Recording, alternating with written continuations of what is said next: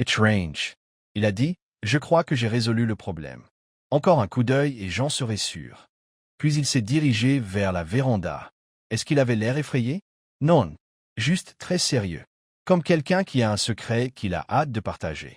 Miss Marple remercia doucement la jeune fille et la laissa à ses pensées. Alors qu'elle retournait vers la place du village, son esprit s'agitait silencieusement. Un tableau caché. Une femme liée de longue date au scandale. Un homme qui parlait de secrets, puis mourut. Il y avait quelque chose dans l'emplacement du verre qui la laissait encore perplexe. D'après sa propre expérience, les hommes frappent rarement par derrière point attendus à leur boisson. Si M. Hardwick avait été assassiné, comme elle le croyait désormais fermement, alors l'acte s'était produit dans un moment de silence. Sans lutte, sans voix forte, une conversation qui a peut-être tourné au drame. Elle s'arrêta devant le portail de son cottage, jetant un dernier coup d'œil au chemin qui menait à Cronlegaos. Les fenêtres la fixaient d'un regard vide, le dernier pignon à peine visible à travers les arbres. Il manquait encore des pièces, mais les bords du puzzle commençaient à se mettre en place. Et juste avant d'entrer, elle vit quelque chose de particulier. Un homme debout derrière la vieille boîte aux lettres, observant la maison de Clarissa Hartwell. Un homme qu'elle ne reconnaissait pas, ni un villageois, ni un palessier. Et non, elle en était certaine, quelqu'un qui voulait être vu. Miss Marple sourit et entra chez elle. Le mystère, semblait-il, ne faisait que commencer. Le surintendant Hargreaves n'aimait pas les villages. Non pas qu'il manquait d'ordre, les villageois pouvaient se comporter remarquablement bien, après tout, mais parce qu'ils étaient imprégnés de quelque chose de bien plus gênant que le désordre, le secret. À Shipping Bigford, tout le monde connaissait Roland Hardwick depuis moins de 2 mois. Et pourtant, chacun semblait avoir une opinion sur lui, comme s'il avait vécu là toute sa vie. Ce n'était pas inhabituel. Au cours de ses années de service policier, Hargreaves avait appris qu'un étranger arrivant dans un village était comme une pierre jetée dans un étang. Les ondulations se propageaient bien au-delà du point d'impact. Ainsi, le lendemain matin, Hargreaves considérait son premier entretien officiel à la salle paroissiale comme un compromis délicat entre dignité et commodité. Là, il commença à rassembler ce qu'il appelait le cercle, composé des personnes les plus proches de la victime ou les plus impliquées dans la toile qu'il avait tissée avant sa mort. D'abord, ce fut mademoiselle Clarissa Hartwell. Malgré le malaise de la veille, elle arriva à l'heure, élégamment vêtue de lin gris tourterelle, les gants boutonnés haut, et avec un calme presque théâtral. Hargreaves désigna une chaise de l'autre côté de la table en bois. « Merci d'être venu. Je crois que je n'ai pas eu le choix, » répondit Clarissa en s'abaissant lentement et gracieusement. « J'espère que nous pourrons éviter une nouvelle perquisition chez moi. Je vous assure qu'il n'y a plus de trésor caché. Il ignora la plaisanterie. Mademoiselle Hartwell, je vous demande de bien réfléchir. Monsieur Hardwick vous a-t-il déjà parlé d'une découverte, d'un projet sur lequel il travaillait? » Les lèvres de Clarissa tressaillirent légèrement. Il a évoqué beaucoup de choses. Surtout des idées pour ces salles de retraite pour artistes, des terrasses de méditation, ce genre d'absurdité. Absurdite. Oui, dit-elle sèchement. À Shipping Bigford? S'il vous plaît. A-t-il déjà mentionné un tableau? Clarissa haussa les épaules. Juste qu'il aimait l'art. Et qu'il aimait l'idée de faire revivre l'oubli. Il avait une vision romantique de la beauté passée et du génie caché. Hargreaves le remarqua, puis se pencha en avant. « Vous a-t-il menacé d'une quelconque façon? » Menacer? Ses yeux s'écarquillèrent. « Non, je devrais plutôt dire le contraire. Il était trop familier. »« Dans quel sens? » Clarissa hésita. « Il a posé des questions que j'ai trouvées impertinentes. Sur mon passé, mes voyages, ma tante. Il a laissé entendre que quelque chose se passait peut-être point enterré dans la maison. J'ai supposé qu'il parlait d'une métaphore. Tu n'as jamais répondu à ces questions? Je n'ai pas l'habitude de m'expliquer devant des hommes comme Roland Hardwick, le surintendant. C'était probablement vrai, pensa Hargreaves. Après Clarissa, ce fut le révérend Phelps qui fut interrogé. Le vicaire arriva avec une liasse de notes et un front inquiet. « M. Hardwick est venu me voir une fois, dit-il, assis maladroitement sur la chaise en bois, juste la semaine avant la fête. Il m'a demandé si je connaissais la famille Hartwell. Il s'intéressait particulièrement à un certain Augustus Bellini. » Bellini?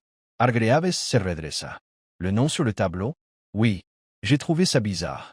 Bellini n'était pas du coin, à ma connaissance. Mais je me souviens que son nom avait refait surface dans un scandale du village il y a quelques années. Quel genre de scandale? Le vicaire rougit légèrement. La famille Hartwell est depuis longtemps compliquée. Il y avait des rumeurs de liaison. Un peintre qui aurait eu une relation trop intime avec la tante de Clarissa, peut-être Clarissa elle-même. Tout est assez trouble. Le grenier a été scellé à peu près à la même époque. C'était pendant la guerre? Peu après. On a bien parlé, bien sûr, mais rien de concret. Juste des murmures au village. Hargreaves réfléchit, puis se tourna vers son sergent. Il faut vérifier les dossiers. Chercher des dossiers d'immigration ou des notes de tribunal militaire liées à Bellini.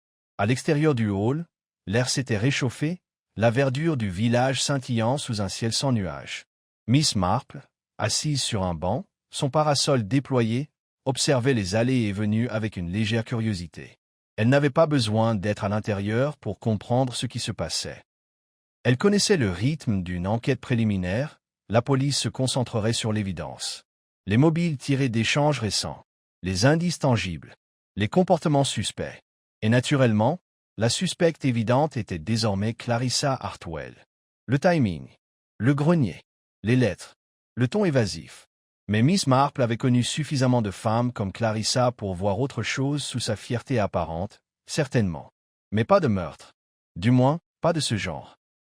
Ce qu'Eléa fait le soupçon, cependant, était que Clarissa en savait plus qu'elle ne voulait l'admettre. Bien plus encore. En fin d'après-midi, un autre nom est apparu, celui de M. Lionel Denholm, l'avocat du village. Hargreaves le convoqua sous prétexte de clarifier les affaires juridiques de Hardwick. Denholm était un homme mince, au nez long et aux lèvres constamment pincées. Son bureau, au-dessus de la banque du village, était empli de poussière et d'acajou et dégageait une légère odeur de naphtaline. Il est venu me voir 2 fois, dit Denholm en retirant ses lunettes pour les cirer. Une fois pour l'achat de Cranleg House, même si je lui avais dit qu'elle n'était pas à vendre. Et une autre fois pour des questions de droit de propriété. Droit de propriété? Oui. Il semblait croire à tort, j'ajouterais, que si un objet de valeur avait été abandonné dans la maison, et si son origine ne pouvait être prouvée, il pouvait appartenir à occupant actuel. Clarissa Hartwell? Exactement. Il cherchait à savoir.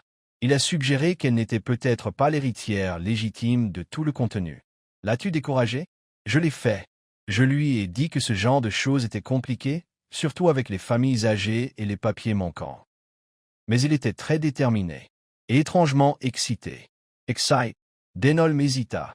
Je suppose que ce n'est pas le bon mot. Obsédé, peut-être. Il parlait de génie perdu, d'art mal attribué. Il se prenait pour le découvreur d'une grande histoire. Il y en avait un? L'avocat haussa les épaules.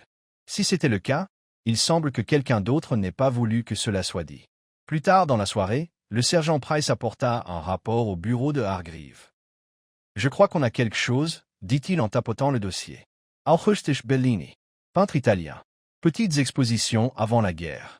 A vécu en Angleterre pendant un certain temps, adresse liée à Cranleg House. Hargreaves a lu les lignes tapées. Disparo en 1947. Pas de certificat de décès. Pas de départ officiel.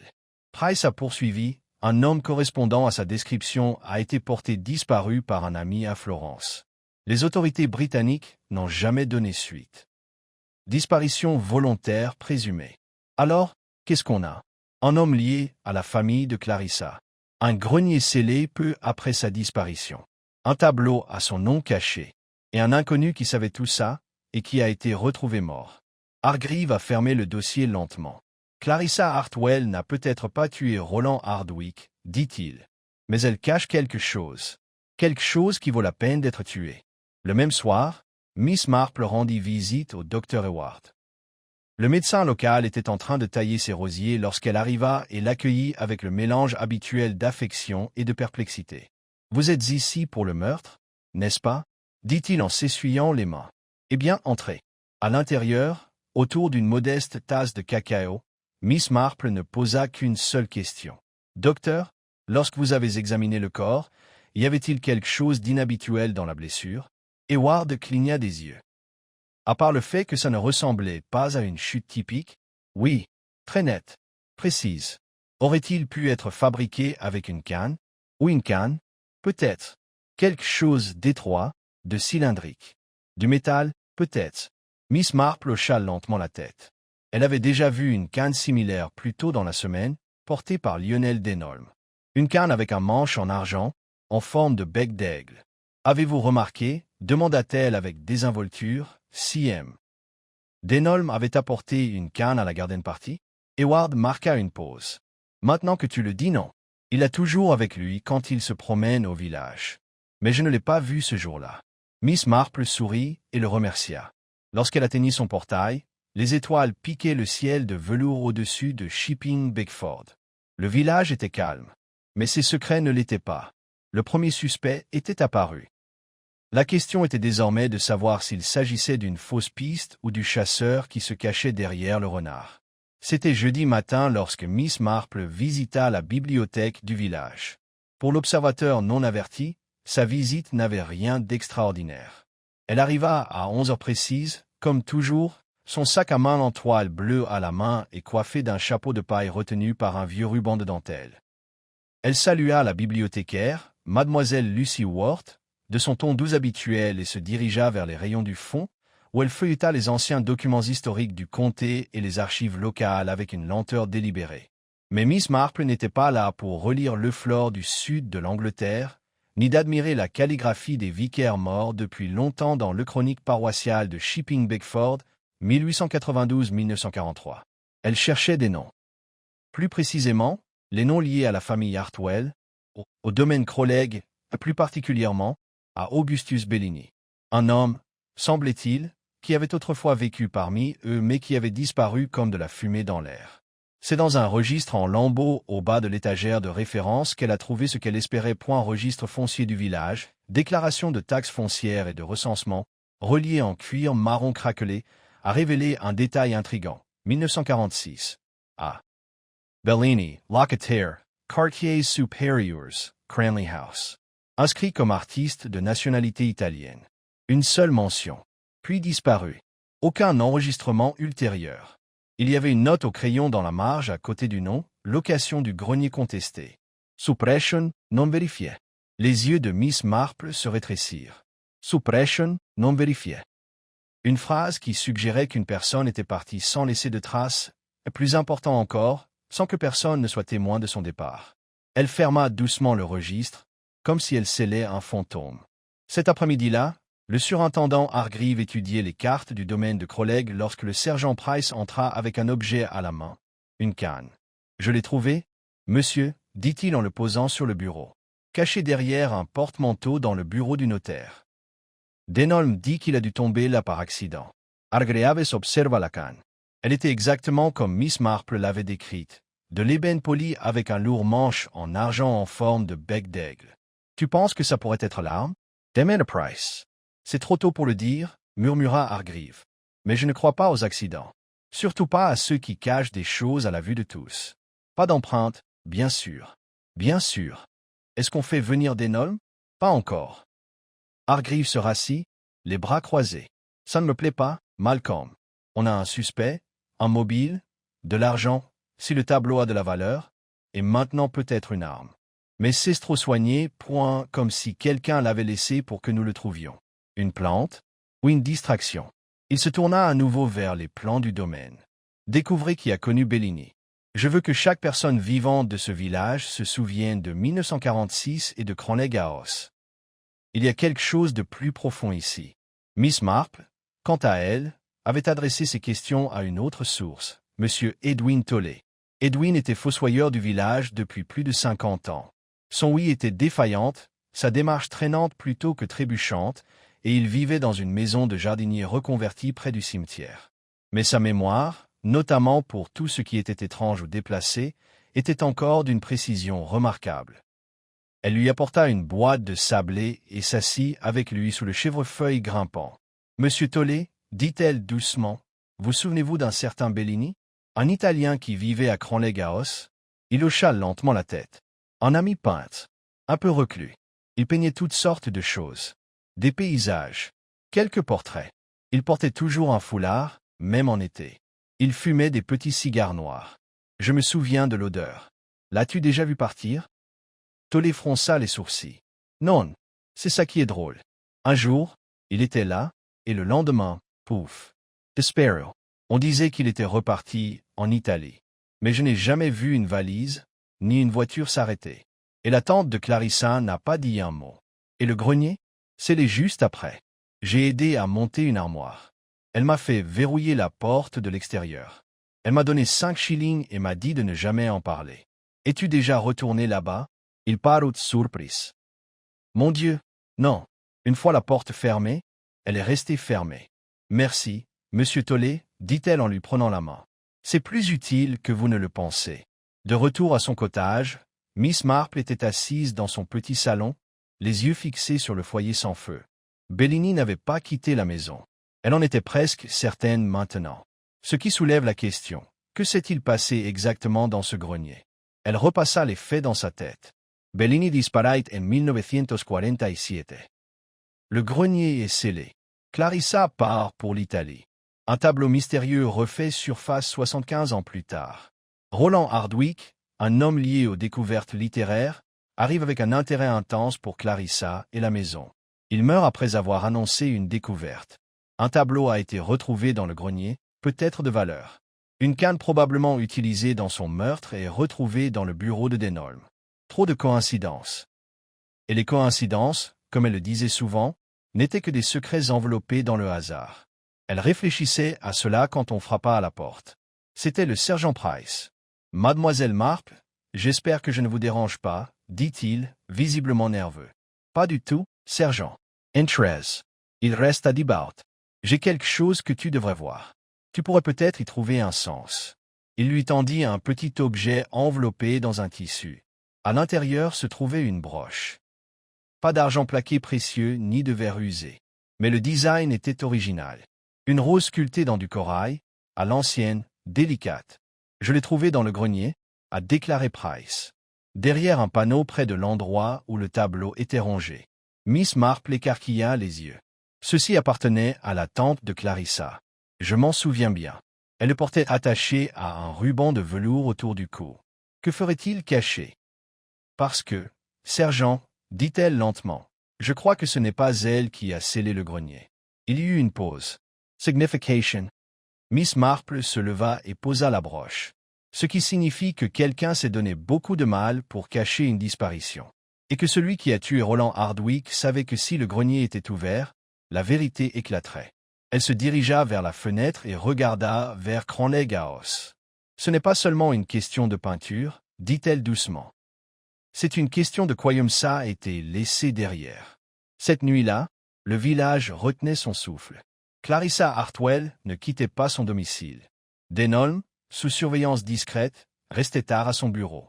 Les fenêtres du domaine de Crowleg brillaient faiblement depuis le salon, mais les étages supérieurs restaient plongés dans l'obscurité. Et dans l'ombre, près de la lisière du bois, une silhouette se tenait tranquillement, observant. Le même homme que Miss Marple avait vu quelques jours plus tôt. Il ne portait ni lumière, ni sac, ni expression, juste l'immobilité de quelqu'un qui attend le silence. Miss Marple, avant de se coucher, ouvrit son journal et fit une courte liste. Bellini a disparu, ne s'est pas enfui. Grenier scellé à la hâte. Clarissa est partie peu de temps après. Pourquoi? Harwick connaissait Bellini. Comment? La peinture était une clé, pas un prix. Broche égale trace de tente égale sa présence au grenier à un moment donné. Si Denholm est coupable, pourquoi laisser la canne cachée au lieu de la détruire? Trop pratique. Elle a souligné une dernière pensée. Qu'a réellement découvert Roland Hardwick et l'a-t-il partagé avec quelqu'un avant de mourir? Il manquait encore une pièce. Un indice invisible. Quelque chose de fragile, d'insignifiant, facilement ignoré, et pourtant essentiel. Elle ferma doucement le journal. La réponse, sentit-elle, n'était plus enfouie au grenier. Elle errait parmi eux. Et elle avait peur. C'était le genre de dimanche matin qui incite à l'oubli. Les cloches de l'église sonnaient avec une lente résolution, résonnant sur les toits de chaume de Shipping Bigford, et le ciel arborait le bleu pâle et délavé d'une soucoupe en porcelaine. Le village vaquait à ses rituels comme si aucun meurtre n'avait eu lieu. Mais d'après l'expérience de Miss Marple, le rituel était souvent la façon dont les gens dissimulaient ce qu'ils ne souhaitaient pas affronter. Ce matin-là, après avoir assisté à l'office matinal, coiffée d'un chapeau modeste et chantant un cantique encore plus modeste, elle s'attarda dans le cimetière. Non pas pour prier, bien qu'elle inclinât la tête comme il se doit, mais pour parler en privé au vicaire. Le révérend Phelps se tenait sous le vieillif, feuilletant ses notes de sermon et ajustant ses lunettes avec un sang-froid exercé. Miss Marple Surratt Dowsmet. La fiducia de Clarissa Harwell. C'est bien. Sa confiance en vous comme exécuteur testamentaire. Vous gérez cette succession depuis des années, n'est-ce pas? Discretement. Efficacement. Certains diraient même possessivement. Il ne dit rien, mais ses épaules seraient dire.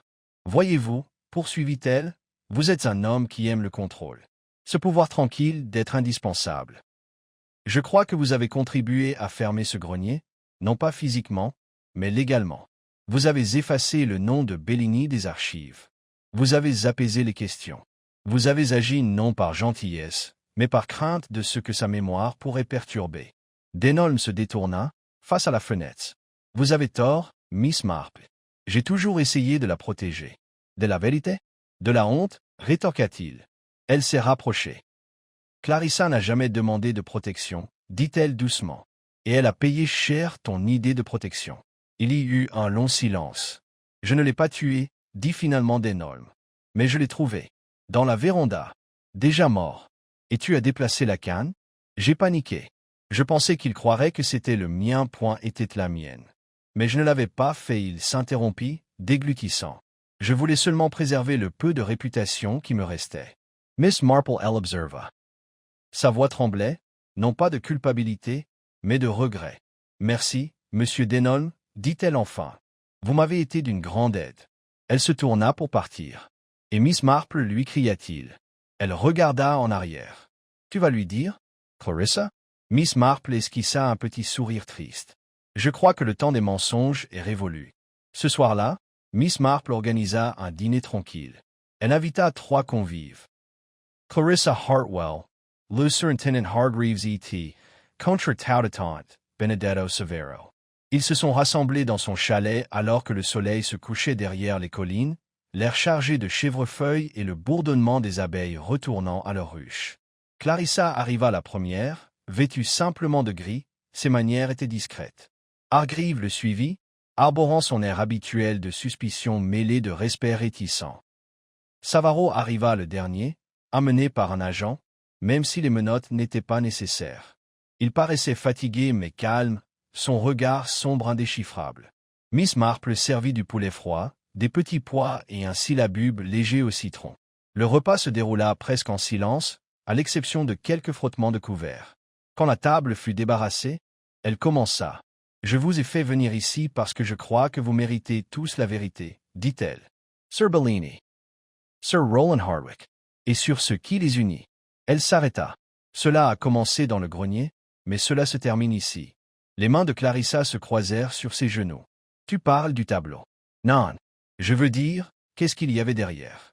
Elle sortit une fine enveloppe de sa table de chevet et la tendit au surintendant Hargreaves. Il l'ouvrit et en sortit un ensemble de lettres anciennes, le papier jauni, l'encre fanée mais lisible. Ces objets, dit Miss Marple, ont été retrouvés cachés sous le plancher du grenier. Je crois que M. Savaro est revenu les chercher après l'effraction du grenier. Severo n'y est pas. Il regarda le sol, honteux. Ces lettres sont de Bellini, poursuivit Miss Marple, écrites à un ami en Italie. Il y décrit la véritable héritière du domaine Croleg, non pas la tante de Clarissa, mais Clarissa elle-même. Sa tante a supprimé le testament, craignant le scandale de l'illégitimité. Bellini l'a découvert. Il pensait que Clarissa avait le droit de savoir. Il n'a jamais eu l'intention de blesser qui que ce soit, mais la vérité a le don de provoquer ceux qui ont quelque chose à perdre. Le visage de Clarissa était pâle. Maman mère, c'était sa sœur, conclut doucement Miss Marple. Envoyée en disgrâce. Vous avez été élevée comme une nièce, mais en vérité, vous étiez l'héritière légitime. Bellini voulait le révéler. Denholm, je crois, s'en doutait. Et Hardwicke l'a découvert. C'est ce qu'il entendait par résolu. Le commissaire Hargreaves s'y pencha en avant. Alors, qui l'a tué? La voix de Miss Marple était très basse. Personne dans cette pièce. Elle laissa cela se calmer avant de continuer. Roland Hardwicke a confronté quelqu'un, probablement un ancien serviteur ou associé de la famille, peut-être l'un des hommes engagés pour s'occuper du domaine. Quelqu'un fidèle à la fausse histoire des Hartwell. Quelqu'un qui voyait Hardwick comme une menace pour l'héritage. Hargreaves fronça les sourcils. C'est une théorie. Plus que ça. Un homme correspondant à la description d'un vieux jardinier a quitté le village le lendemain du meurtre. The Sparrow. Une valise a été volée dans le casier de la gare, une valise appartenant à la famille Hartwell. Il s'appelle Edwin Clegg. Il travaillait ici dans les années 1940. Il était fidèle à la tante de Clarissa. Un complice? Demanda Hargreaves. Plus probablement un chien de garde, répondit Miss Marple. Laissé pour veiller au silence du grenier. Et le meurtre? Hardwick était peut-être imprudent. Ou fier. Il se croyait en sécurité dans le jardin. Mais lorsqu'il s'approcha de la véranda où travaillait Clegg, la confrontation tourna au désastre. Un seul coup violent. Pas de dispute. Pas de possibilité de crier. Clarissa expira, tremblante. Je ne l'ai jamais su. Non, répondit doucement Miss Marple. Parce que tu n'étais pas censé le faire. Loose silence tomba. Et puis Savaro parla, sa voix à peine audible. Il est mort pour moi autrefois. Je ne pouvais pas laisser sa voix être à nouveau enterrée. Clarissa se tourna vers lui. Et toi tu as préservé la vérité. Je l'ai caché, dit-il. Plus vivant. C'était ton fardeau. Elle tendit la main par-dessus la table et la posa sur la sienne. Et pour la première fois depuis des années, il y avait quelque chose entre eux qui n'était ni de la honte, ni du secret, mais la compréhension. Plus tard, alors qu'il partait, Hargreaves s'attarda. « Tu m'as laissé une trace froide, dit-il. »« Mais pas mort, » répondit Miss Marple. « Clegg sera retrouvé. Et quand il le sera, il avouera. Les hommes comme ça respectent les règles du devoir, même s'ils n'ont jamais remis en question leur auteur. » Le commissaire secoua la tête. « Vous donnez une impression presque philosophique. » Elle sourit. Le meurtre l'est souvent. 3 jours plus tard, le ciel se leva. La pluie tomba sur Shipping Bigford en longs rideaux larmoyants, inondant les champs, trempant le chaume et transformant les ruelles poussiéreuses du village en une argile molle et souple. Le temps semblait refléter l'atmosphère à la fois purificatrice et triste. Le surintendant Hargreaves, vêtu d'un vieux Macintosh, se tenait à côté de Miss Marple sous les combles de Cronleg House. Il tenait un télégramme dans une main, dont le papier frisait les bords sous l'effet de l'humidité. « Ils l'ont trouvé, dit-il simplement. Monsieur Clegg? Edwin Clegg, accueilli dans une pension de famille à Portsmouth. Il avait une réservation sur un bateau à vapeur pour Bilbao. Il avait sa valise, une fausse carte d'identité et une photo de la tante de Mademoiselle Hartwell. Il la gardait dans son portefeuille, comme une relique de saint. Miss Marple hocha la tête solennellement. Les vieilles loyautés sont profondes. Il a avoué, poursuivit Hargreaves en glissant le télégramme dans son manteau. Il a dit que Hardwick l'avait abordé dans la véranda. Il a affirmé avoir trouvé des preuves que Clarissa était l'héritière légitime, les lettres de Bellini, le testament mal classé. Il a dit qu'il allait le publier, tout révéler. Et c'était suffisant pour le tuer? Apparemment. Clegg dit qu'il a paniqué. Il pensait que tout était fini. Il pensait que le nom de sa maîtresse serait traîné dans la boue. Alors il s'est déchaîné. Il a frappé Hardwick avec la canne de Denholm, laissée près de la porte. Un seul coup. Il ne voulait pas le tuer. Il a même prétendu avoir tenté de le réanimer. Et puis il nettoya la canne, l'essuya et la glissa sous le porte-manteau du bureau de Denholm. Il savait que Denholm avait intérêt à garder le silence et espérait que la police imaginerait le pire. Miss Marple expira doucement. Quelle violence bien rangée. C'est ce qui rendait la vision plus difficile. La pluie claquait doucement sur les dalles. Le lierre de Cronleg House s'agitait et tremblait. C'était un serviteur loyal, ajouta Hargreaves. Mais il s'est trompé de vérité. Le soir, la nouvelle était parvenue à toutes les oreilles du village. Chez le marchand de légumes, Miss Pritchard murmura qu'était le vieux jardinier depuis le début, comme si elle s'en doutait depuis le début. Au Red Fox, un chœur d'anciens cheminots débattait de l'éthique des domestiques maniant des cannes. Dans les salons de Shipping Bigford, les gens soupiraient, hochaient la tête et retournaient à leurs mots croisés avec un étrange sentiment de clôture. Mais dans le cottage de Miss Marple, un règlement de compte plus délicat était en cours. Clarissa Hartwell était assise près du foyer, enveloppée dans un châle en charbon de bois, les yeux fixés sur les braises mourantes. « Cette maison est à moi, » dit-elle doucement. « Elle l'a toujours été. Et pourtant, elle est comme des cendres. » Miss Marple, en face d'elle, remuait son thé sans le siroter. Parce que cela a eu un prix. Clarissa hocha la tête. Pendant si longtemps, j'ai cru avoir échappé à un scandale. Maintenant, Je vois que c'était le cas. Fait-en un seul. Discretement. Illegament. Ils ont effacé mon nom de l'histoire pour garder les rideaux tirés et l'argenterie polie. Et pourtant, dit doucement Miss Marple, vous êtes de retour. Clarissa Surratt Fablement. Oui. Et maintenant, j'hérite de ce qui m'a toujours appartenu. Avec un meurtre, un cadavre caché et un notaire ruiné. Miss Marple la regarda avec cette inclinaison de la tête calme, semblable à celle d'un oiseau. La vérité, dit-elle, arrive rarement sans compagnie. Clarissa baissa les yeux sur ses mains. Je ne sais pas quoi en faire. Tu le fais? Répondit gentiment Miss Marple. Tu l'as toujours fait. C'est juste que tu n'avais pas le droit de jouer. Il y eut une longue pause. Clarissa demanda alors. Et qu'en est-il de M. Savaro? Savaro ne sera pas inculpé, a déclaré Mademoiselle Marple. Il n'a rien fait de criminel. Il a gardé des secrets, certes, mais nous tous aussi. Et il n'a jamais cessé d'honorer la mémoire de Bellini. Clarissa sourit, sincèrement cette fois. Il m'a dit qu'il avait écrit une pièce de théâtre. À propos d'un homme disparu. Peut-être, dit Miss Marple, qu'il en écrira un maintenant. À propos d'un homme revenu. Le lendemain matin, le surintendant Hargreaves a tenu une conférence de presse pour les journaux du comté. Celle-ci était sobre, brève et dénuée de tout sensationnalisme. Un homme tué. Un mobile de loyauté erroné. Une affaire classée. Miss Marple n'était pas présente. Elle était dans son jardin, taillant les rosiers. Mais elle écouta plus tard, autour d'une tasse de thé, Madame Bantry lui raconter chaque détail. Il a dit que c'était une tragédie construite sur un vieux silence, rapporta-t-elle en levant sa tasse de thé. Vous imaginez? Hargreaves, entre tous, citant quelque chose d'aussi poétique.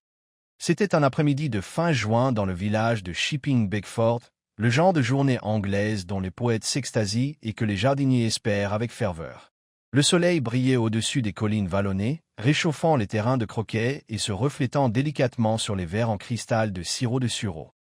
La garden party estivale annuelle de Lady Dunay battait son plein.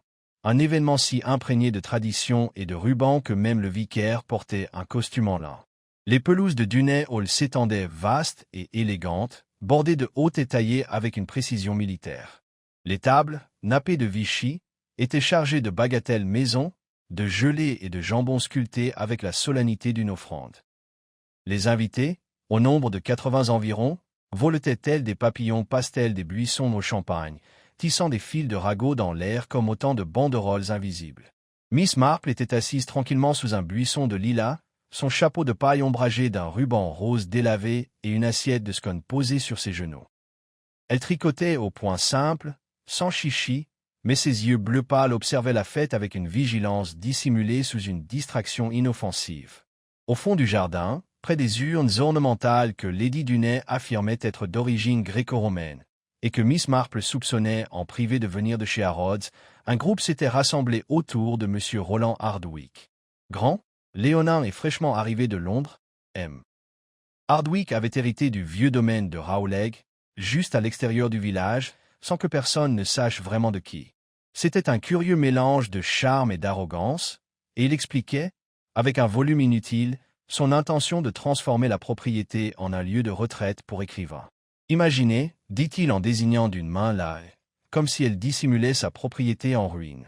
Un endroit où les âmes créatives pourraient s'épanouir. Loin des distractions de la vie urbaine, mais avec l'électricité, bien sûr. Le notaire local, M. Denholm, ricana obligeamment. Ça pourrait rapporter quelques sous au village, quoi? D'autres murmurèrent un accord poli, mais Miss Marple remarqua l'expression crispée sur le visage de Lady Dunay. Elle pensait sans doute aux perturbations que de tels bohèmes pourraient apporter à l'ordre soigneusement maintenu qu'elle gardait. Mais ce n'est pas Roland Hardwicke qui a attiré le plus l'attention ce jour-là.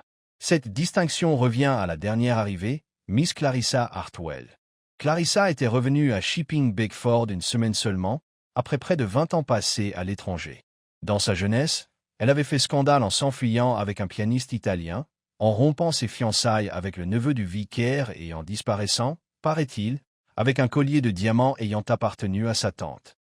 Maintenant, elle était plus âgée, plus posée et vêtue d'une soie trop fine pour une garden party. Elle entra dans le parc Dunay avec un air de détachement amusé, telle une duchesse parmi des poules. Clarissa Hartwell? murmura Madame Bantry avec une joie non dissimulée, après s'être précipitée auprès de Mademoiselle Marple. N'habitait-elle pas la maison mansardée, celle dont personne n'a vu l'intérieur depuis la guerre? Oui, répondit Miss Marple d'un ton doux, ses aiguilles claquant. Cranley House. Un lieu assez grandiose à l'époque. La voix de Madame Bantry baissa. Elle est encore là, seule. J'ai entendu dire que l'agent immobilier refusait de dépasser le 2e étage. Il a dit qu'il y avait du bruit. Miss Marple ne répondit pas, mais ses doigts s'arrêtèrent un instant au milieu du poing. Et puis le moment s'est brisé. Un cri retentit, aigu, ténu et rauque, comme un ruban déchiré en deux. Les têtes se tournèrent vers le chemin qui menait à l'aile de la véranda. Une jeune fille, Méda Dunay, près de son tablier, apparut en courant, pâle comme du lait et trébuchant sur ses chaussures. Dans la maison, halta-t-elle. Il y est morte. Une foule d'invités se précipita, la curiosité prenant le pas sur la bienséance. Miss Marple se leva lentement, lissant sa jupe. Elle ne bougeait pas vite et ne parlait pas. Mais elle cataloguait déjà les expressions, notant ceux qui suivaient la servante avec trop d'empressement, ceux qui restaient en retrait et ceux qui semblaient, soudain, effrayés. En quelques minutes, la foule s'était rassemblée dans la véranda. Là, affalé près d'une parterre de jacinthes forcées, gisait le corps de M. Roland Hardwicke. Un filet de sang avait coulé derrière son oreille, et sa main droite serrait toujours le pied d'une coupe de champagne. La coupe n'avait pas été brisée. Elle gisait légèrement inclinée sur le sol, comme si elle avait été posée là. Le docteur Hayward vérifiait déjà le pouls, même si son expression en disait long. « Mort » murmura-t-il. « Blessure à la tête, peut-être une chute. Mais ça a l'air bizarre. » Le commissaire Hargreaves, convoqué par téléphone, arriverait sous peu. Mais avant même son arrivée, la garden party, autrefois simple réception estivale, s'était transformée en l'épicentre d'un scandale villageois. Des rumeurs commencèrent à circuler avant même que le corps ne soit déplacé. « Empoisonné, je parie, » dit Madame Eckle, qui venait juste de goûter le fou aux groseilles et semblait maintenant alarmée. « Une crise cardiaque, » proposa le vicaire avec espoir. Mais Miss Marple resta silencieuse, le regard fixé non pas sur le corps, mais sur la vitre. Puis, tout doucement, elle se retourna et regarda vers là et où Clarissa Hartwell se tenait quelques instants plus tôt. Mais Clarissa n'était plus là. Elle avait disparu. Lorsque le surintendant Hargreaves arriva à Shipping Bigford, la lumière du soleil de juin s'était adoucie et avait pris une teinte ambrée, projetant de longues ombres obliques sur les jardins de Dunay Hall. Les derniers invités avaient été introduits dans le salon, ou renvoyés poliment mais fermement. Lady Dunay, le visage figé par une indignation contenue, présidait un petit groupe tendu comprenant le docteur Hayward, Madame Bantry, le vicaire, et Miss Marple, tranquillement assise près de la cheminée. Hargreaves, un homme trapu à la moustache hérissée et à l'expression de quelqu'un souvent déçu par l'humanité, fit un bref signe de tête à la salle.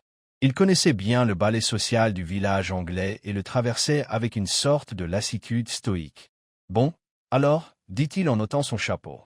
« Voyons les faits. Dr. Hayward ?» Le médecin se leva et lissa son gilet. « Monsieur Hardwicke a été découvert dans la véranda. La femme de chambre l'a trouvé. Traumatisme contondant à l'arrière du crâne. Non compatible avec une simple chute, il y a une petite fracture, aucun signe de glissement ou de déséquilibre à proximité. Le verre qu'il tenait à la main était intact. Il a peut-être été attiré là, peut-être frappé par derrière. Une arme? Aucun signe pour l'instant. Qui est la dernière personne à l'avoir vu vivant? Lady Dunnet leva délicatement la main. Je crois l'avoir vue près du treillis de roses, en train de parler à Mademoiselle Hartwell. C'était juste avant l'incident, 20 minutes peut-être. Hargreaves fronça les sourcils. Lee Clarissa Hartwell? Est-elle là? Elle est partie, dit Lady Dunay avec un dégoût visible. Avant l'agitation. Elle s'est éclipsée? Plutôt. C'est étrange, dit le vicaire, plus pour lui-même que pour quiconque. C'est vraiment bizarre, répéta Madame Bantry en se penchant en avant avec empressement. Vous savez ce qu'on dit des gens qui quittent les lieux avant l'arrivée de la police, Miss Marple toussa doucement. Parfois, ils sont tout simplement dépassés. Ou effrayés. Ou ils ont quelque chose qu'ils préféreraient ne pas entendre expliquer trop en détail. Hargreaves Louis Lanka, on regard, and coin. Mademoiselle Marple, vous vous trouvez toujours là où il y a des problèmes. Vous ne me cacheriez rien, n'est-ce pas? Elle sourit sereinement. Mon Dieu, Non. Mais la nature humaine, voyez-vous, est remarquablement constante. Clarissa Hartwell n'a jamais apprécié les scènes. Je vais envoyer un officier à Cranleigh-House pour demander sa présence.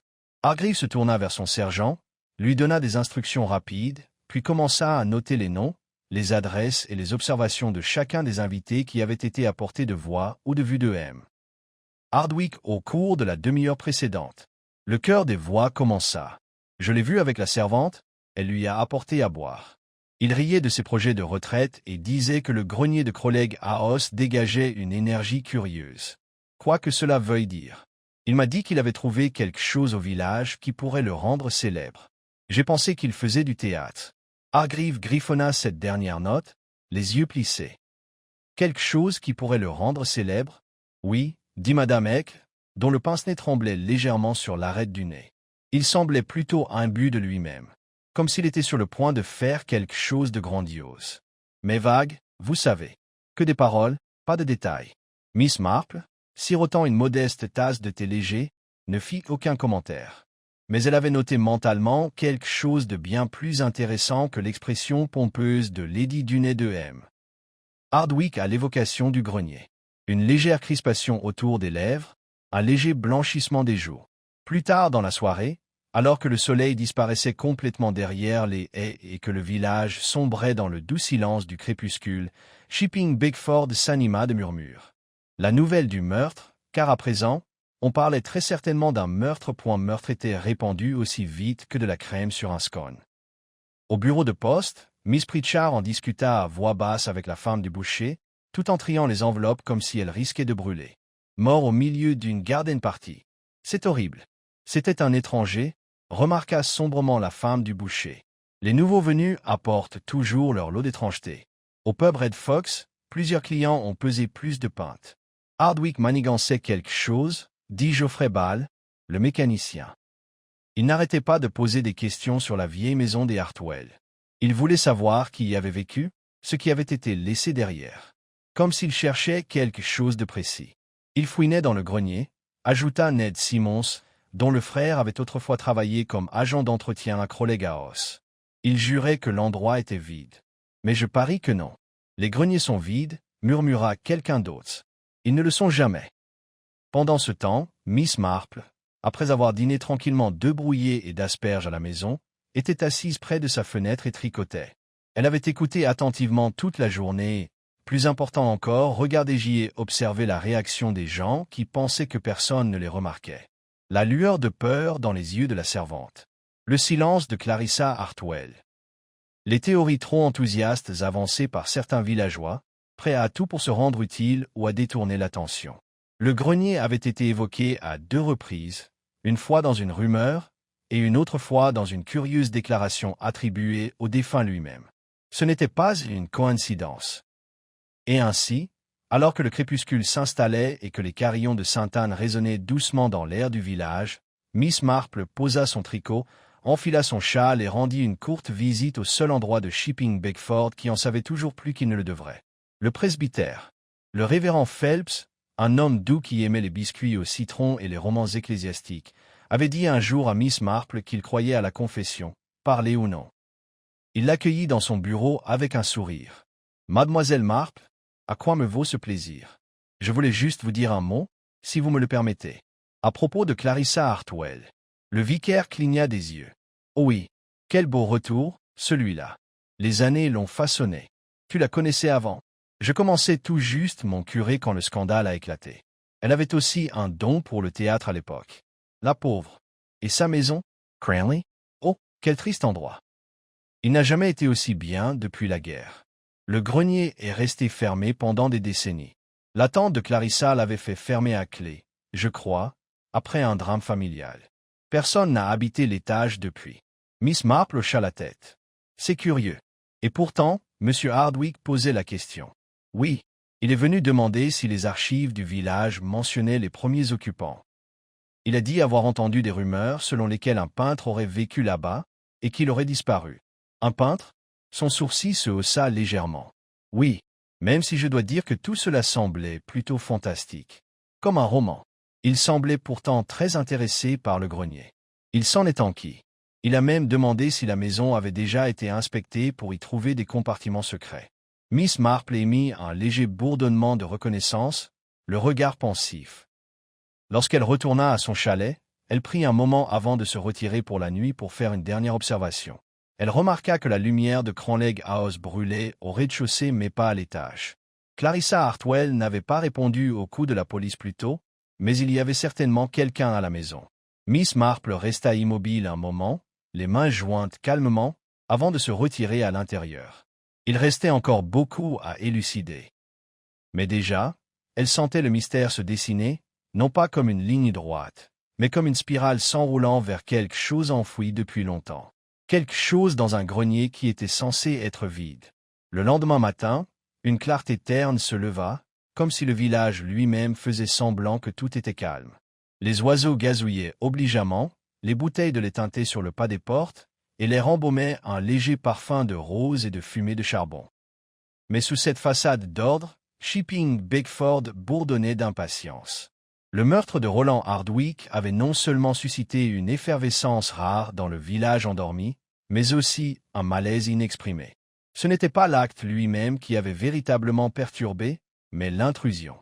Un inconnu, mort dans le sanctuaire d'un jardin anglais, avait perturbé le rythme naturel d'un lieu qui privilégiait la routine.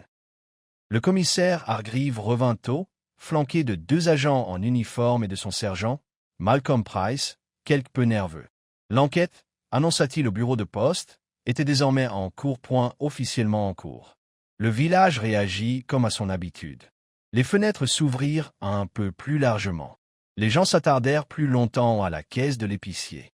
Le pub Red Fox, qui ouvrait habituellement à midi, vit son premier client débarquer à 10h30. Au centre de tout cela, tricotant tranquillement dans sa chaise habituelle près de la fenêtre, se trouvait Miss Marple. C'est après son modeste petit déjeuner composé de pain grillé et de marmelade qu'elle reçut une visiteuse, nulle autre que Madame Bantry, l'air légèrement rouge après la promenade et fourmillant de ragots. « Ma chère Jane, dit-elle à bout de souffle, s'enfonçant dans le fauteuil en face de son amie, tu ne croiras jamais ce que je viens d'entendre. »« Je pourrais, » répondit doucement Miss Marple, mais continuez. Ils ont fouillé le grenier de Cranleg House. Les aiguilles de Miss Marple s'arrêtèrent. Vraiment? Ils l'ont fait. La police, je les ai vus moi-même, descendant la colline comme une sorte de cortège tragique. Et ils sont arrivés, point, dehors avec une toile. Un vieux tableau, couvert de poussière et de toiles d'araignée. On disait qu'il était calé derrière une armoire. Vous imaginez? Curious. Madame Bantry se pencha avec empressement. Ils disent que Clarissa Hartwell ne les a pas laissés entrer au début. Elle a prétendu être indisposée. Mais devant leur insistance, elle a complètement changé de ton et les a invités avec toute la grâce d'une duchesse à un bal. Un curieux changement d'avis, dit Miss Marple d'un ton doux. Et elle a dit qu'elle n'était pas allée au grenier. Elle a affirmé que l'endroit était fermé à clé depuis des années et qu'elle n'avait pas la clé. Mais un agent a trouvé une clé dans son bureau, cachée sous des lettres. Miss Marple poste Sun Tricket. Courrier, c'est ce qu'on m'a dit. Mais pas des timbres ordinaires. Des timbres étrangers. Italiens, paraît-il. Des lettres d'amour, peut-être? Ses yeux pétillaient d'intrigue. Ou peut-être autre chose, murmura Miss Marple. Il y eut un bref silence, rempli seulement par le doux tic-tac de l'horloge de la cheminée et le bruissement des roses du jardin juste à l'extérieur. Saviez-vous, Dolly, dit enfin Miss Marple, que Roland Hardwick a travaillé autrefois pour une propriété littéraire à Florence? Madame Bantry cligna des yeux. Comment le sais-tu? Je l'ai lu dans le journal du libraire au printemps dernier. Il participait au catalogage de manuscrits inédits, dont certains étaient très précieux. Madame Bantry se redressa. Vous pensez qu'il est venu ici pour un manuscrit? Miss Marple s'y remit à triqueter. Ça expliquerait pourquoi il posait des questions sur le grenier. Et la maison? Et Clarissa? Au commissariat de police, transformé à la hâte dans l'ancien poste de péage du village, le commissaire Hargreaves observa la toile posée sur le bureau devant lui. Il s'agissait d'une femme assise près d'une fenêtre. La touche était épaisse, vibrante et résolument continentale. La signature était un gribouillage dans le coin inférieur droit. À Belligny. Un nom sans trace, a noté le sergent Price en feuilletant un carnet. Aucune exposition connue. Aucun historique de vente aux enchères. Rien. Hargreaves, S.E., Fratellomen. Alors pourquoi un mort fouillerait-il pour le trouver? Ça pourrait avoir de la valeur, proposa Price. Ça pourrait être volé. Ça pourrait être les deux. À ce moment-là, Clarissa Hartwell entra, conduite par l'agent Davis. Elle portait une élégante robe noire, une broche en perles au col et une expression de lassitude et d'irritation. « Je suppose que je peux vous parler maintenant sans autre intimidation ?» demanda-t-elle froidement. Hargreaves fit un geste vers une chaise. « Nous n'avons pas l'habitude de l'intimidation, mademoiselle Hartwell. Mais vous étiez la dernière personne vue avec monsieur Hardwick avant sa mort. Je lui ai parlé brièvement. Il m'a posé des questions sur la maison, sur le grenier. Qu'est-ce que tu lui as dit? Je lui ai dit la vérité. Qu'elle était fermée à clé depuis mon retour. Que ma défunte tante la considérait comme interdite et que je n'avais aucune envie de la déranger. Et le tableau? Clarissa eut un léger sourire. Je n'en savais rien. Je n'avais pas de clé. Mais une clé a été trouvée dans votre bureau. Alors il a dû être placé là à mon insu. Hargreaves la regarda longuement, d'un air neutre. Mademoiselle Hartwell, connaissez-vous l'artiste? Non. Savez-vous pourquoi M. Hardwick était si intéressé par le grenier? Je ne saurais le dire. C'était un homme indiscret, intrigué par les secrets. Ne le sommes-nous pas tous? Mormona Hargreaves. Suis-je libre de partir? Demanda-t-elle froidement. Pour l'instant. Alors qu'elle se levait et se retournait, la détective perçut quelque chose juste avant de sortir. Un tremblement dans sa main droite. Presque imperceptible, mais présent. Plus tard dans l'après-midi, Miss Marple se promena tranquillement jusqu'au petit cimetière où elle se erre. Toujours. Vous souvenez-vous qui se confessait dans cette paroisse pendant l'été 1947? Il cligna des yeux. Pourquoi je crois que c'était le dernier été que le révérend Shaw couvrait avant de prendre sa retraite. Pourquoi?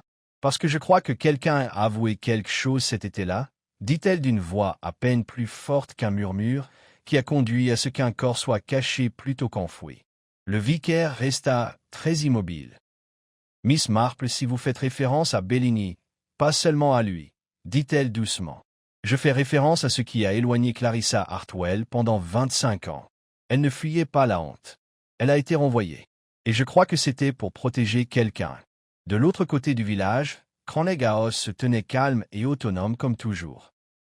À l'intérieur, Clarissa Hartwell regardait par la fenêtre de son salon avec le regard de quelqu'un qui guette une lettre qui n'arriverait jamais. On ne l'avait pas vue dans les magasins. Elle n'avait pas répondu à la relance du gendarme. Elle avait même décliné la gentille invitation à prendre le thé du vicaire. La seule personne qu'elle avait autorisée à franchir sa porte en 3 jours était Miss Marple. Et c'est précisément cette personne qui, comme par hasard, est venue frapper à nouveau à ma porte cet après-midi-là. Clarissa se répondit. Elle ne portait ni chapeau ni gants cette fois, et ses yeux, bien que toujours perçants, avaient perdu un peu de leur glacis. « Je suppose que vous n'êtes pas venu pour me rendre ma dignité ?» demanda-t-elle en s'écartant. « Non, mais j'ai apporté autre chose. » Miss Marple sortit la broche, la rose corail, que le sergent Price lui avait montrée. Clarissa le regarda et resta silencieuse un long moment. Puis, soudain, sa voix se brisa comme de la porcelaine. Elle la portait tous les dimanches. Ma tante. Toujours avec la même robe grise. Je l'appelais sa fleur de deuil. Miss Marple déposa délicatement la broche sur la table, entre elles. Elle a été trouvée derrière un panneau mural, dans le grenier. Cachée, comme une relique, ou un souvenir. Clarissa s'enfonça dans le fauteuil comme si la maison elle-même était devenue plus lourde.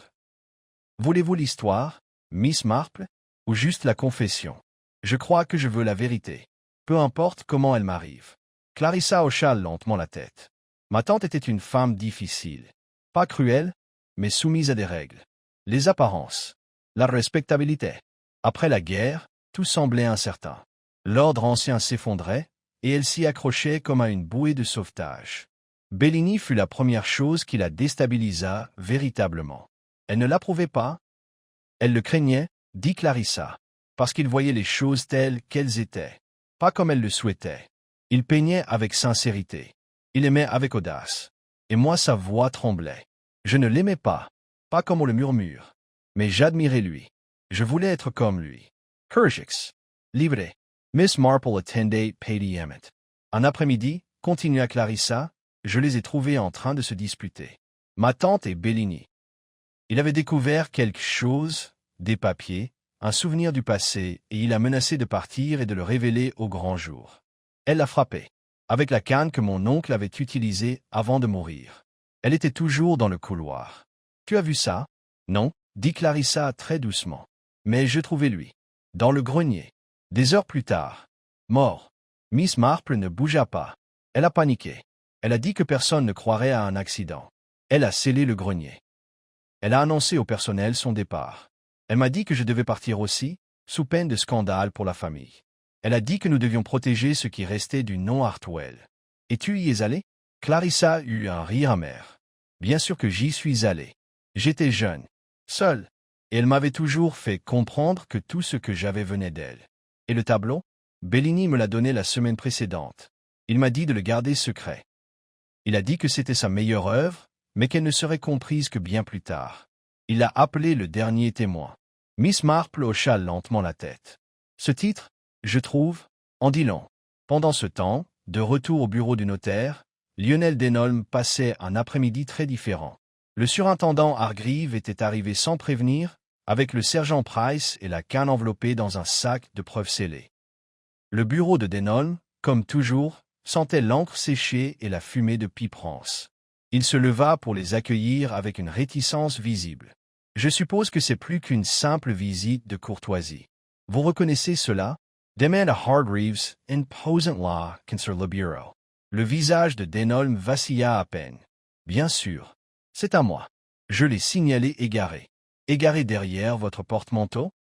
Comme je l'ai dit, vous nous avez dit ne pas avoir vu Hardwick depuis le matin de la garden party, coupa Hargreaves. Mais un témoin vous a vu avec lui peu avant la découverte du corps. Près de la serre. Denholm hésita. Oui, je l'ai peut-être croisé. Brièvement. Il était indiscret. Il a dit avoir découvert quelque chose qui a tout changé. Connaissiez-vous ce tableau? Non. Il a juste dit qu'il allait la confronter à ce qu'il savait. Son. J'ai supposé qu'il parlait de Miss Hartwell. Hargreaves se pencha en avant. L'as-tu suivi? Denholm déglutit difficilement. Non. Je suis retourné à mon bureau. Et pourtant, dit lentement Hargreaves, une canne identique à la vôtre, peut-être liée à un coup mortel, a été retrouvée cachée dans ce même bureau. Pour la première fois, l'avocat parut véritablement pâle. Si je suis piégé, dit-il d'une voix rauque, vous devriez demander qui se tenait la gagnère de la mort de Hardwick. Et qui cela pourrait-il être? Denholm fixa la canne. Quelqu'un qui savait ce que Bellini avait laissé derrière lui. Et quel secret ce tableau allait révéler? De retour à son cottage, Miss Marple préparait son thé du soir. La bouilloire grésillait tandis que la lumière baissait sur le jardin. Elle sentait la tempête se former sous la surface. Clarissa avait avoué une dissimulation, et non un meurtre. Denholm était empêtré dans un réseau d'intérêts personnels, d'ambition et peut-être de lâcheté. Mais il était trop intelligent pour tuer sous le coup de la panique. Il y avait encore un joueur à qui elle n'avait pas parlé. L'homme silencieux qui regardait depuis les arbres. Qui n'apparaissait dans aucun document. Qui avait disparu aussi vite que Bellini. Elle jeta un coup d'œil à son journal, désormais rempli de notes. Le tableau n'était pas le trésor, c'était le clé. Et quelqu'un craignait encore ce que cela débloquait. Le ciel au-dessus de Shipping Bigford s'était alourdi, tel un patchwork de gris feutré s'affaissant sur les toits du village.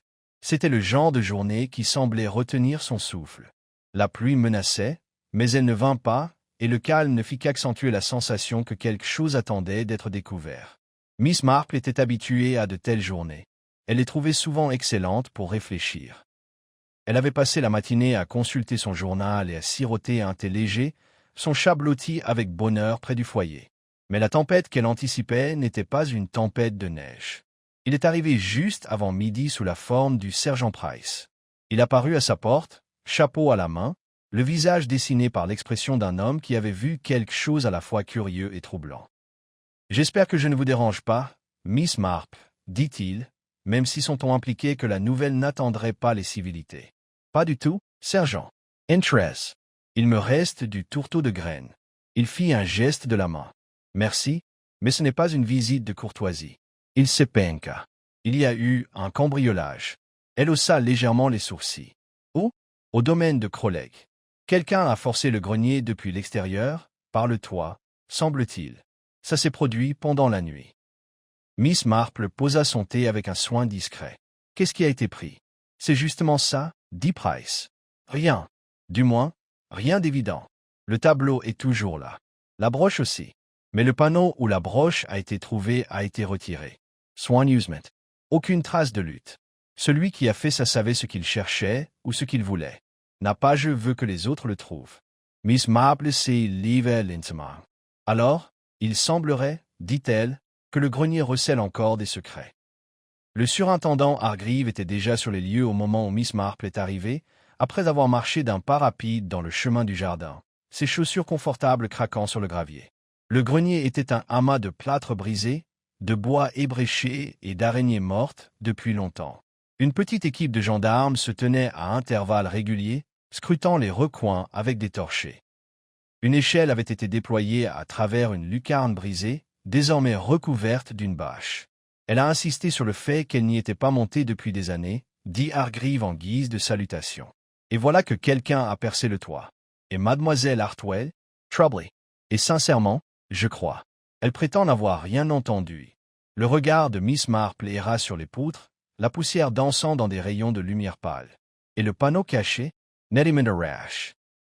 Une sorte de renfoncement derrière. Rien à l'intérieur. Mais il y a des éraflures. On dirait qu'on a arraché quelque chose de lourd récemment. Avant le cambriolage? Peut-être.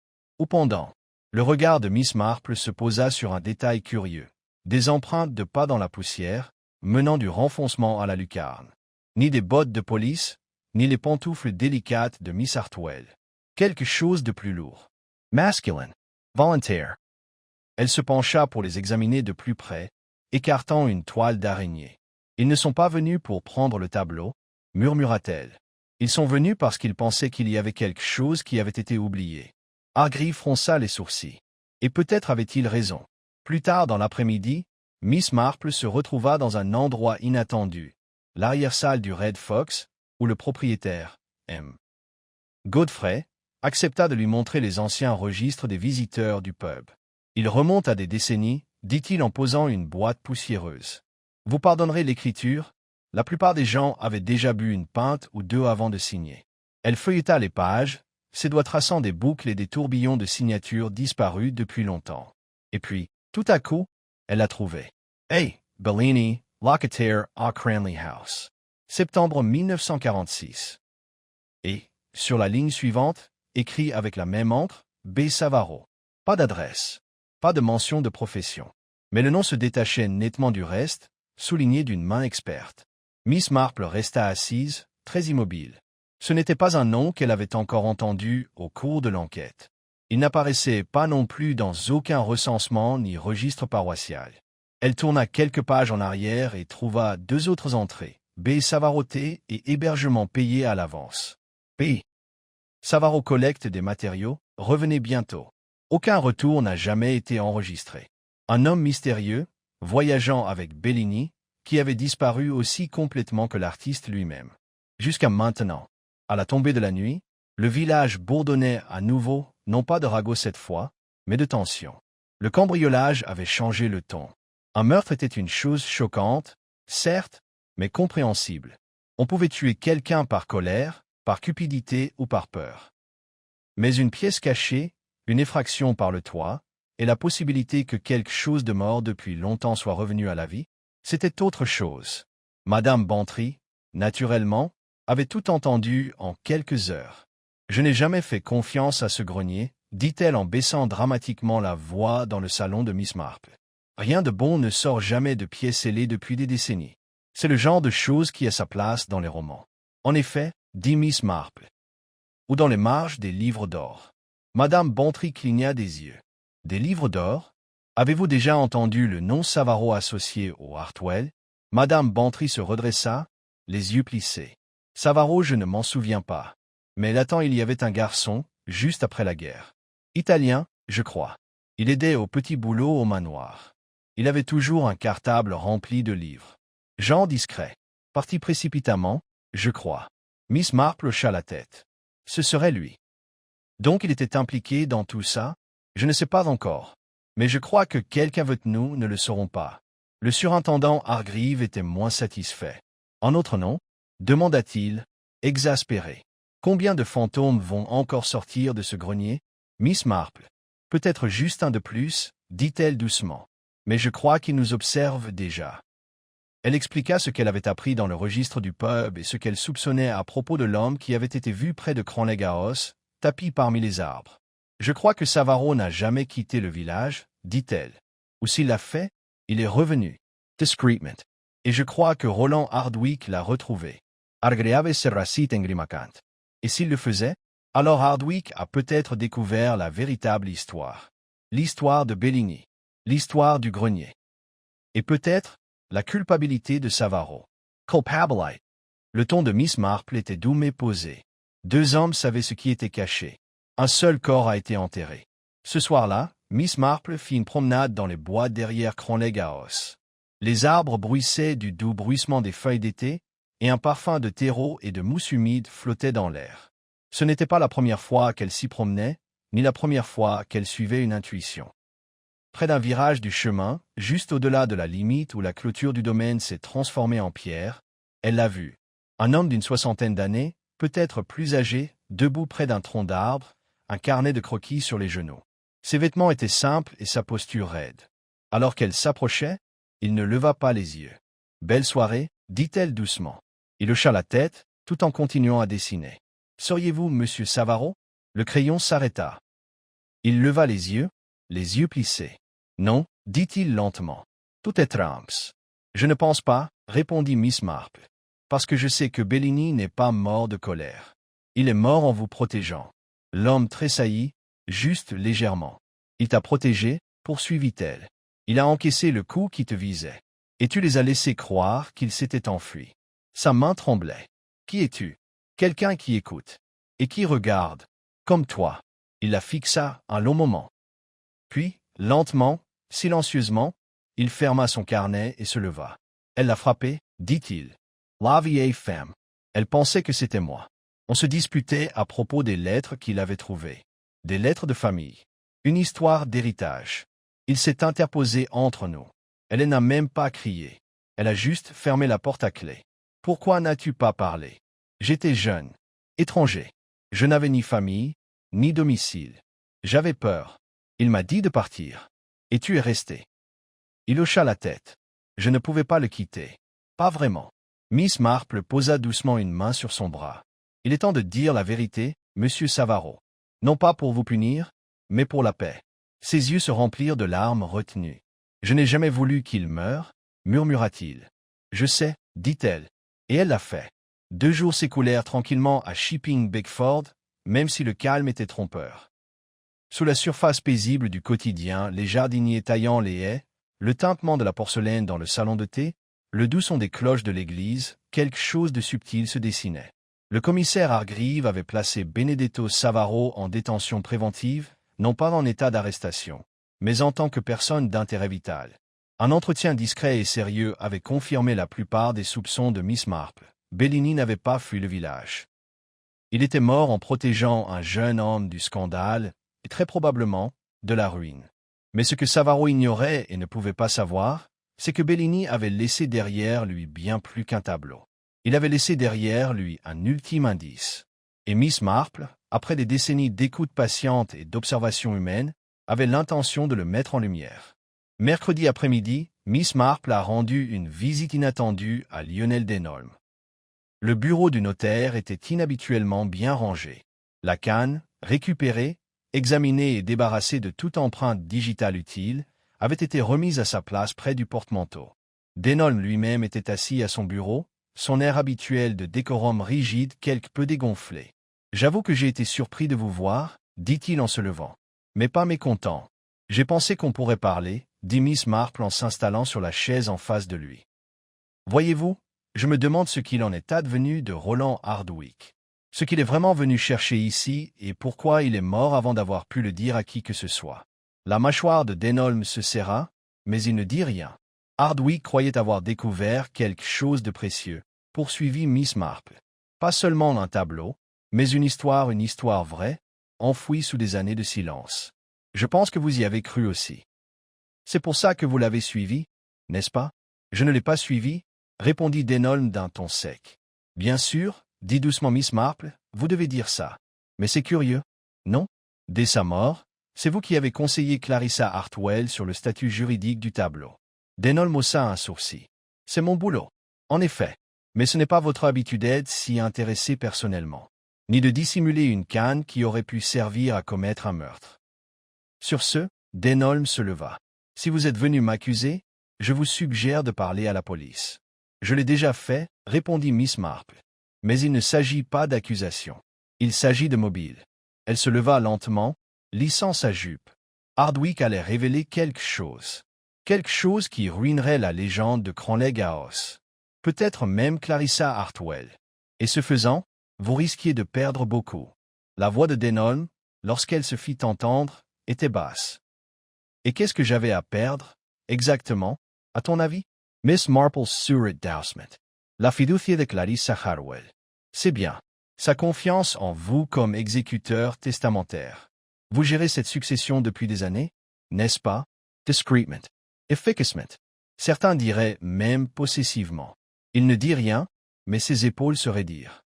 Miss Marple sourit. Eh bien, le meurtre a tendance à réveiller les sentiments là où on ne s'y attend pas le moins. Et vous, demanda Madame Bantry, comment vous sentez-vous maintenant que tout est terminé? Miss Marple s'arrêta, son sécateur posé sur l'accoudoir du banc. Curieuse, dit-elle. Pas vraiment soulagée. Pas vraiment triste. Mais curieuse. De ce que nous enterrons. Et de la façon dont ils nous parviennent. Ce soir-là, Miss Marple écrivit une lettre. Elle l'adressa à une galerie londonienne, celle-là même qui avait exposé les premières œuvres de Bellini. Elle y joignit une photographie du tableau du grenier et un bref mot. Vous pourriez envisager d'exposer ce tableau à titre posthume. Il s'agit non seulement d'une œuvre d'art, mais aussi d'une confession à l'huile. Cordialement, Jane Marple. Elle le plia soigneusement, y apposa un timbre et le déposa près de la porte d'entrée. Elle n'avait pas pour habitude de s'impliquer auprès des marchands d'art ou des galeries publiques. Mais certaines vérités méritaient un examen plus approfondi. La pièce finale, cependant, est arrivée de manière inattendue. Une semaine plus tard, un colis arrivait, sans adresse de retour. À l'intérieur se trouvait un petit livre relié en cuir souple. Une pièce de théâtre. Le titre disait « L'illusion du grenier vide par B. Savaro ». À l'intérieur de la couverture se trouvait une note. Miss Marple, tu as dit un jour que le grenier contenait bien plus que de la poussière. Tu avais raison. Il contenait tout. Merci. Elle ferma doucement le livre, puis le posa sur son étagère entre Meurtre au presbytère et une étude en écarlatis et fait une tasse de thé. Le vent dehors faisait bruisser les arbres, mais dans le petit salon, tout était calme. Elle regarda vers les champs verdoyants de Shipping Bigford, où le calme était revenu, et les seules empreintes de pas restantes étaient celles des villageois de passage et du chat errant occasionnel. Tout était redevenu tout à fait ordinaire. Mais Miss Marple savait, comme toujours, que derrière chaque rideau de chaque maison de village se cachaient des histoires. Certaines amères, d'autres étranges, d'autres encore en cours de développement. Et elle serait là. Regarder. Écoute. Connaissance. Le dimanche matin suivant, l'aube se fit d'une clarté inattendue. Le ciel de Shipping Bigford était d'un bleu coquille d'œuf, d'une pureté impeccable, seulement interrompu par le sillage d'une alouette solitaire. Le village, encore humide des pluies de la semaine, semblait renaître. Fenêtres étincelantes, perrons fraîchement balayés et ramenés à la discipline. Et pourtant, sous ce doux vernis, quelque chose avait changé. Le genre de changement qui n'est pas provoqué par des trompettes ou des gros titres, mais par un regard entendu échangé autour d'une tasse de thé, ou par le silence qui tombe lorsqu'un vieux nom est prononcé. C'était le premier dimanche depuis la clôture officielle de l'affaire. Miss Marple, comme à son habitude, assista à la première messe à Sainte-Anne. Elle portait ses chaussures confortables et son chapeau de paille bleu marine au ruban bleu délavé. Personne ne parla du meurtre, pas directement. Ce n'était pas nécessaire. La chorale chanta un peu plus doucement que d'habitude. Le révérend Phelps prononça un sermon sur la vérité, le pardon et le poids inconfortable du silence. Et lorsque Clarissa Hartwell entra dans l'église, en retard mais sereine, l'assemblée s'écarta comme des roseaux dans un ruisseau. Elle était assise tranquillement sur le 4e banc, la tête baissée, seule. Mais non, pensa Miss Marple, solitaire il y avait une différence. Plus tard dans la matinée, l'épouse du vicaire offrit un modeste petit déjeuner au jardin à quelques paroissiens. Miss Marple était parmi les invités, même si sa présence contribua davantage à l'événement que son appétit. Ses pensées étaient ailleurs, revenant, une fois de plus, au grenier et à ce qu'il contenait réellement. Pas seulement un corps, ou une peinture, ou un mensonge, mais une histoire entière, scellée avec tant d'efficacité que même la femme à qui elle appartenait avait cru qu'elle ne la méritait pas. « Tu es silencieuse aujourd'hui, Jane, dit Madame Bantry en lui offrant un scone. Trimets eu de ton triomphe. Miss Marple sourit. Je ne pense pas que ce soit le mien. Eh bien, la police est complètement hors d'elle. Hargreaves a pratiquement admis que l'affaire n'aurait pas été résolue sans vous. Peut-être que oui. Finalement. Un meurtre a tendance à causer sa propre perte. Mais merci, Dolly. Madame Bantry s'installa à côté d'elle. Tu crois que c'est vraiment fini maintenant? Miss Marple mit un long moment avant de répondre. Je pense que le village va reprendre son cours normal. Les enfants grimperont aux arbres et Lady Dunay organisera une nouvelle lecture de poésie affreuse. Je pense que la vie reprendra en surface.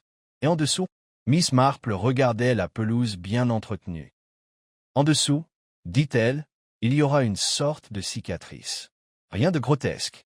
Juste une légère raideur dans l'air quand on évoque Cranleg House. Ou le grenier. Ou le nom de Bellini. Penses-tu que Clarissa va rester? Je l'espère. Madame Bantry baissa la voix, d'un ton conspirateur.